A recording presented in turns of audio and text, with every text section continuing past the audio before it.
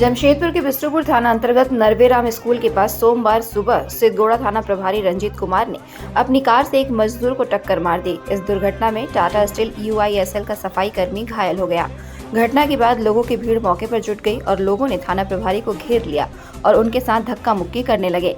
बताते चले कि थाना प्रभारी वर्दी में नहीं थे, इस वजह से लोग उन्हें नहीं पहचान सके। हालांकि थाना प्रभारी चेतावनी देते रहे कि वह सिद्धगोड़ा थाने के प्रभारी है, बड़ा बाबू है, लेकिन कोई उनकी सुनने के लिए तैयार नहीं थे। घटना की सूचना मिलने पर बिष्टुपुर पुलिस पहुंची और हंगामा शांत कराया।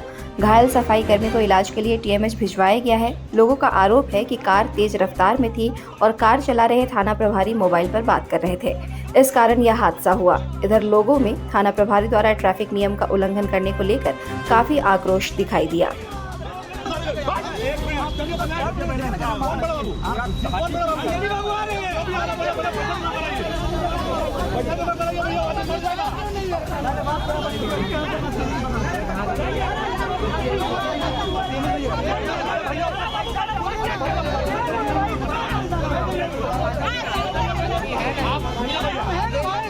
वो जो TMH गए आप चलिए तो चलिए यहाँ से इसको लेके जाओ आप चलिए पैसा जमा कराइए